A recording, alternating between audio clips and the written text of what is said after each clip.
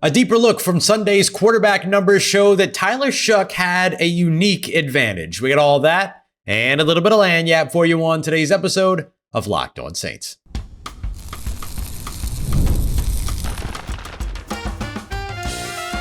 You are Locked On Saints, your daily New Orleans Saints podcast.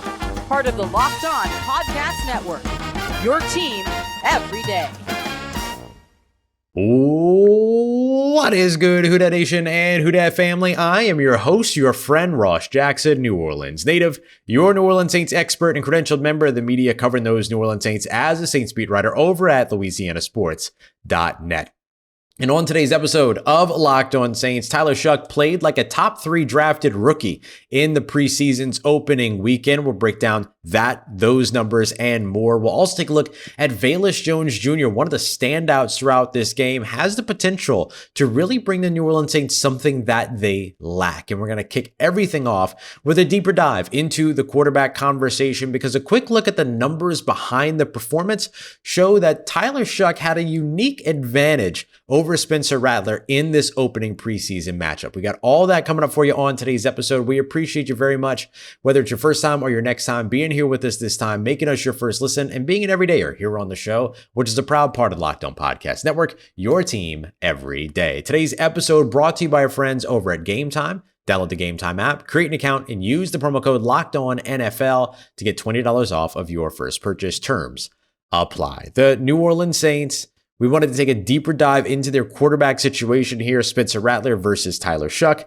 and go beyond just the normal passing numbers. And there was one number in particular, one stat in particular, that I thought showed that Tyler Shough had a little something that Spencer Rattler didn't necessarily get the opportunity to show. So let's take a look at a little bit of the deeper numbers here when it comes to this New Orleans Saints quarterback competition. So the basic numbers are simple. Spencer Rattler completed 7 out of 11 passes, better for over 63%, had 53 passing yards, was sacked 3 times, had 1 turnover, and a 75.2 passer rating, as compared to Tyler Shough, who completed 15 of his 22 passes.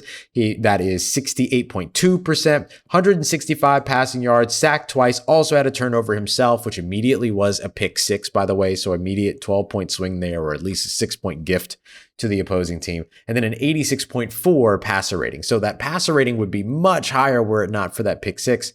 But beyond all of that, let's get to the nuanced numbers here. And one of the things that I thought was really interesting is an area of the game where Tyler Shough stood out and Spencer Rattler didn't. And that was against the blitz. Of the 17 dropbacks that Spencer Rattler had, he was blitzed 4 times. 1 time with 6 defenders coming at him. The other 3 times were with 5 defenders. He attempted passes on all 4 of those plays, completing just 2 of them, and then having 0 yards to show for it, because he had a plus 4-yard play to Brandon Cooks, but then a minus 4-yard play to Velus Jones Jr. So he had a 56.3 passer rating when blitzed. Something to keep in mind. Now, the reason why I'm highlighting this number is because you're going to be blitzed a lot, and you're going to see a lot of pressure in the NFL. And so how these guys manage these moments, I think, are really important. And we'll dig into one more thing about the blitz here in just a second. But let's jump in to Tyler Shough's number while he was blitzed on Sunday against the Los Angeles Chargers. He was blitzed on 6 out of his 24 dropbacks, so a quarter of the time. And he also completed 4 passes. However, attempted 4 passes. However, he completed all 4 of those passes for 80 yards. And he also had a 158.3 passer rating, a perfect passer rating when blitzed. He was also sacked 1 time in that situation. So why is this important? For me, this is kind of a little bit of a microcosm, right? Only an example, but a microcosm of your comfort dealing with defenses. When there is a blitz, it means that an area of the field has been vacated. Can you see where the blitz is coming from and get the ball to that area? It's an example of kind of quickly processing what's happening around you. And all throughout training camp, we saw Spencer Rattler be the quicker processor. However, in this game, in this microcosm example, this very nuanced example, you could see maybe Tyler Shough kind of closing the gap in that conversation just a little bit. Let's go a little bit further than that as well. One of the things that you know that you're going to expect this New Orleans Saints team to do in 2025 is be able to operate out of play action with its young quarterbacks. There were not a lot of play action passes in this game. There were only a total of, for these two quarterbacks combined, 13 play actions, and that includes, over 40 different dropbacks in those situations. But Spencer Rattler saw 5 play action opportunities on his 17 dropbacks. He threw 4 passes in those for -4 yards. So didn't find a lot of success there because he only completed 1 pass for -4 yards. He did have 1 scramble in which he picked up 5 yards there. However, Tyler Shough saw 8 play action opportunities on his 24 dropbacks. And the reason why I highlight that is because he had an excellent day in this situation. Now, I will say that all of his play action passing opportunities were in the 3rd or 4th quarter. So they were all in the second half. He had no play action opportunities during that 7 yard, during that, I don't know why I keep saying 7 yards, but during that 2-minute drill at the end of the second quarter. And so all of his play action passes happened away from maybe where a defense might be playing a little soft and things like that, where you're trying to keep points off the board, you're trying to keep teams out of the end zone, all this stuff. That was not the occasion for the numbers that I'm about to read off. For the 8 play action attempts that Tyler Shough saw, he completed 6 of his 7 passing attempts for 100 yards. For 100 yards during that time, and also had 1 touchdown, which was that touchdown to Mason Tipton. Thank you. He also had a scramble for 3 yards as well. So I think that these are 2 areas where maybe you saw Tyler Shough come out on top when it comes to this conversation. But overall, I think that there's other things to consider as well. Tyler Shough was responsible for more first downs. He had none on 3rd down, however. So that's a place where you want to see maybe that next step in his game is, can he end up creating opportunities on 3rd down to go out and pick up some first downs. Spencer Rattler had a total of 2 first downs, both of which happened on 3rd down, one of which was on a 3rd down passing play, and then the other one was on a 3rd down rushing play where he went and picked up some additional yardage there. So I think that that's a place where maybe you would see a little bit of the gap that you want to close up situationally, and see Tyler Shough be able to go out there and pick up some of those 3rd downs and convert some of those 3rd downs. He didn't convert a single 3rd down throughout the game. Spencer Rattler, however, did. And so while we take a look at where maybe Shough had a little bit of an advantage versus the blitz, had a bit of an advantage or a big time advantage with the way that play action worked for him in the second half versus how play action worked for Spencer Rattler in the first half. And look, neither quarterback had a run game either. I mean, you go to the run game here, the running backs were responsible for 15 carries, but only 29 rushing yards. That's 1.93 yards per attempt. The quarterbacks far outdid that. 5 rushes amongst the 3, 32 rushing yards, and then 6.4 yards per attempt. That includes also Spencer Rattler, who picked up 22 yards with his legs as well. So you see the run game and the ability to be able to go and pick up yards with his legs, advantage Rattler. You see the converting first downs on 3rd downs, advantage Rattler. Though slight, still advantage Rattler. You see the versus the blitz, advantage Tyler Shough. You see play action, advantage Tyler Shough. So I think you can kind of put some of these things in either way. All told, all that's really going to matter is who can take their lowest lows and get them a little bit higher. That's what's going to win this quarterback competition at this point. But it's just very interesting looking at sort of the individual places where each of these quarterbacks found success and where each of them struggled as well. So we'll see how that continues to improve, change, and evolve over the course of this week of practice for New Orleans, Tuesday, Wednesday, and Thursday. And then, of course, this next weekend's game up against the Jacksonville Jaguars. Coming up next, I thought Velus Jones Jr. was one of the more impressive players on the field because he can bring the Saints something that they don't have a lot of. We got that coming up for you next as we continue on with today's episode of Locked On Saints, part of Locked On Podcast Network, your team every day. This episode is presented by Yahoo Fantasy. The one and only place to go to play fantasy football this season is Yahoo Fantasy. I'm going to be there. The rest of the Saints squad is going to be over at Yahoo Fantasy as well, and you should be too. Whether you're a first-timer or you're a fantasy veteran making their millionth league, to celebrate 28 years of fantasy football greatness, Yahoo Fantasy is dropping 28 big new features over 28 days throughout August. So to kick it off, they've just dropped the Yahoo Fantasy Guillotine Leagues, a killer new way to play fantasy football on Yahoo, where the lowest scoring team is eliminated each week until there's one team left standing. With the season around the corner, now's the time to get your league together and give this new mode a try. And if you're somebody that's into the classics, don't worry, you can still play head-to-head private leagues or join a public league. Stay tuned for more killer announcements and start playing Yahoo Fantasy Football now at yahoofantasy.com/LockedOnNFL.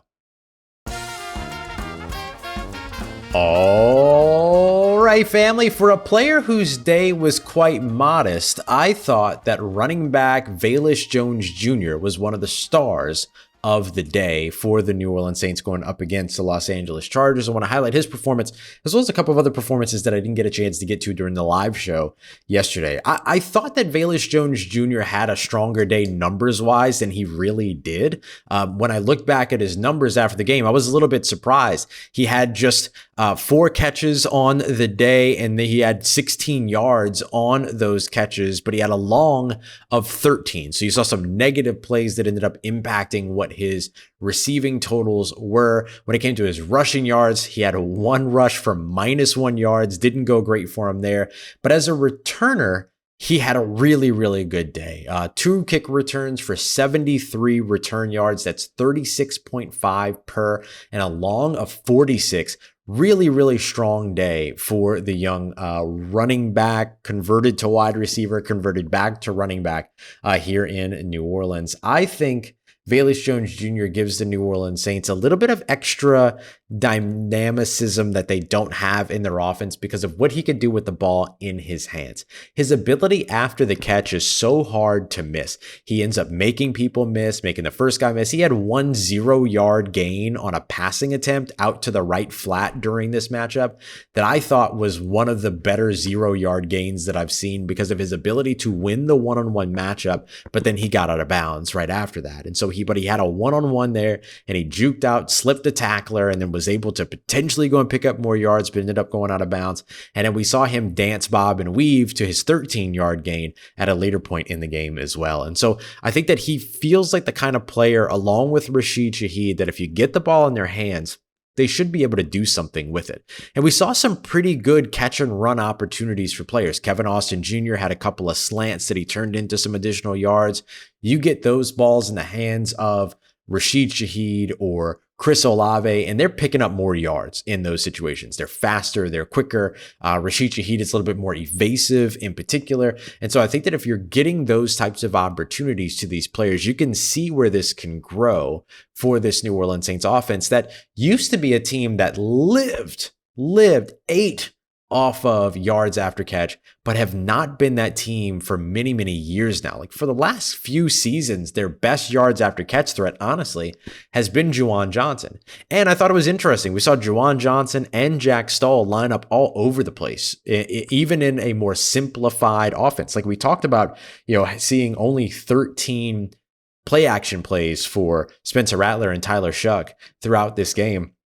And that didn't have a lot to do with the game situation. That just has a lot to do with the fact that this was a vanilla offense that was being called, or not really vanilla, but it was more of a toned down, fundamental offense that was being called throughout this matchup. But Juwan Johnson still lined up out wide, lined up in line, got some run in the slot. Saw the same thing for Jaxson, who moved all over the place as well. I think that both of those guys, Velus Jones Jr., as well as Rashid Shaheed, all have the ability to maybe bring a little bit more to their game because of what they can do after the catch. And yes, I'm including Jaxson in there because he's more athletic than I think that people give him credit for. Spencer Rattler's best throw of the day was to Jaxson, to where he was kind of had that deep dig route, and Rattler did a really good job instead of leading Stahl into the safety. It could have knocked his block off. He kind of threw it to the outside shoulder. He said to let him know to sit there and but unfortunately the ball just bounced off of his hands. It was a drop by Jaxson.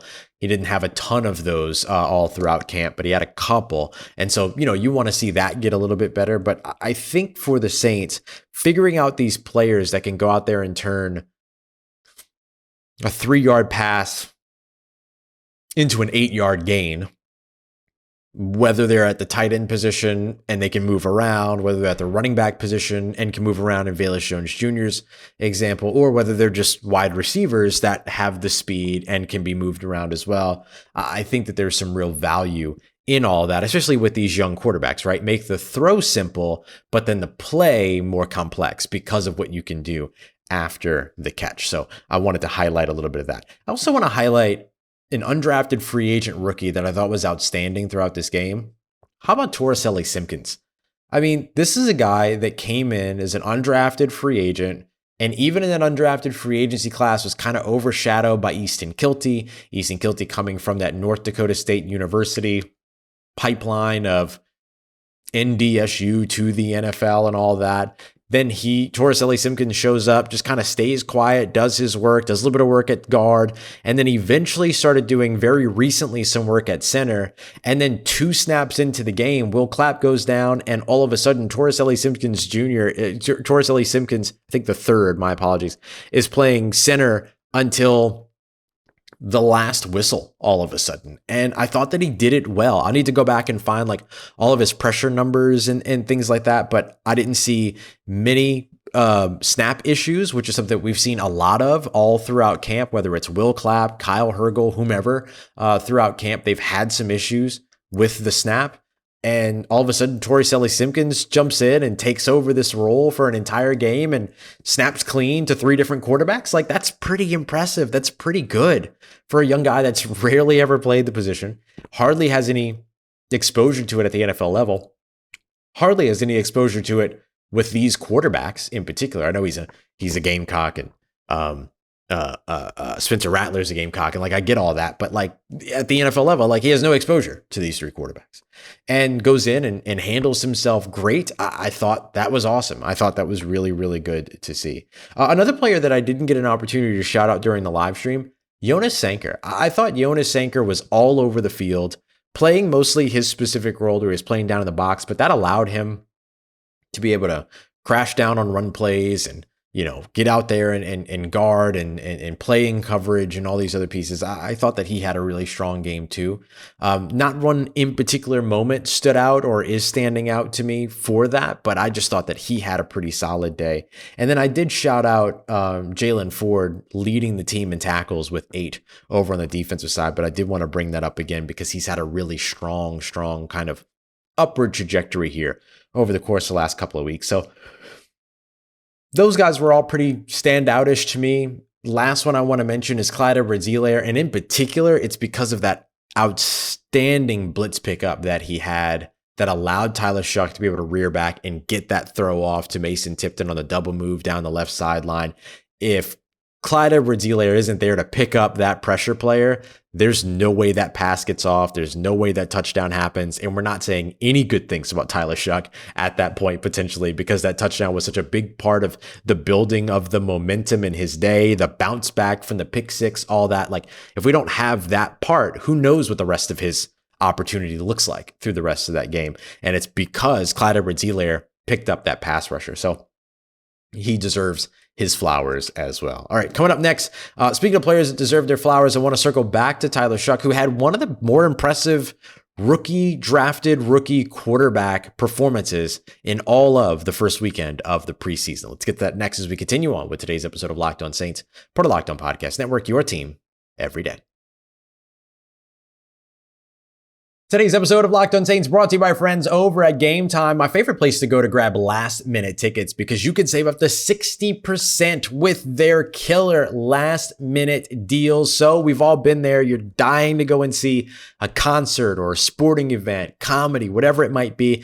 Can't find anybody that's got tickets. Can't find your hookup on the tickets. So then you just don't go? No. Go and download the Game Time app. Get out there today. They even have awesome stuff like zone deals where they'll pick the best seats for you in the section that you want. And of course, with that game time guarantee, they'll have your back with cancellation protection and more. So take all the guesswork out of buying tickets by heading over to Game Time today. Download the Game Time app, create an account, and use the promo code LOCKEDONNFL to get $20 off of your first purchase. Terms apply. Again, create an account and redeem code LOCKEDONNFL for $20 off. Download the Game Time app today. Last minute tickets, lowest price guaranteed.